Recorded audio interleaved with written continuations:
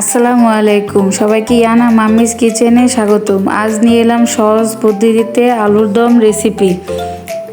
চলুন তাহলে দেখে আসা যাক কিভাবে ঝটপট আলুর দমটা রান্না করব। প্রথমে আলুগুলো সিদ্ধ করে নিব।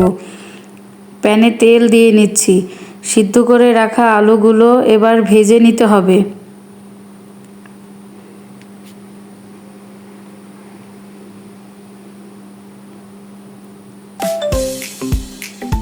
আমার ব্রাউন করে আলুগুলো ভেজে নেওয়া কমপ্লিট। এখন আলুগুলো তুলে নিচ্ছি।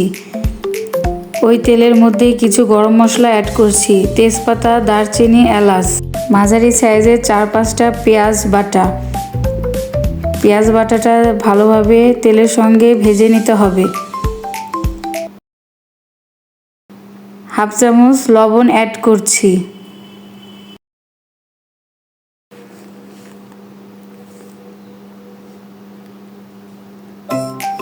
হাফ চামচ আদা বাটা, হাফ চামচ রসুন বাটা দিয়ে ভালোভাবে ভেজে নিতে হবে, যাতে কাঁচা আদা রসুনের স্মেলটা চলে যায়। হাফ চামচ মরিচের গুঁড়া, হাফ চামচ ধনিয়া গুঁড়া, হাফ চামচ জিরা গুঁড়া দিয়ে মশলাটার সঙ্গে ভালোভাবে ভেজে নিচ্ছি। 1 চামচ বাদাম বাটা অ্যাড করে নিচ্ছি। বাদামটা মশলার সঙ্গে ভালোভাবে মিশিয়ে নিতে হবে।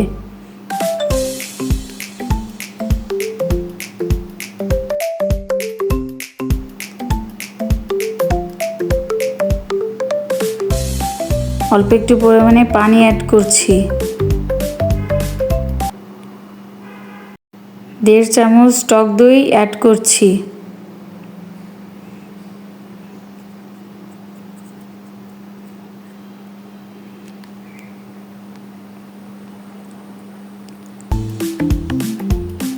দুই টেবিল চামচ চিনি দিয়ে দিতে হবে।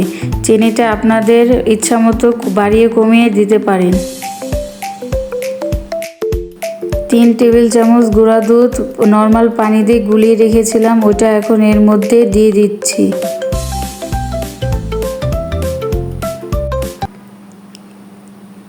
কয়েকটা কাঁচামরিচ দিয়ে দিতে হবে। সবগুলো উপকরণ ভালোভাবে মিশিয়ে কষিয়ে নিতে হবে। যখন ভালোভাবে বলক উঠে যাবে তখন ভেজে রাখা আলুগুলো এই মশলার মধ্যে অ্যাড করে নিতে হবে। আলুগুলো দিয়ে মশলার সঙ্গে ভালোভাবে 3 থেকে 4 মিনিট রান্না করলেই হয়ে যাবে। নামানোর আগ মুহূর্তে হাফ চামচ গরম মশলার গুঁড়া অ্যাড করে নিচ্ছি। এভাবে বাসায় একবার হলেও ট্রাই করবেন, ইনশাল্লাহ অনেক টেস্ট পাবেন। গরম পরোটা, গরম লুচি সব কিছুর সঙ্গেই খেতে ভালো লাগে।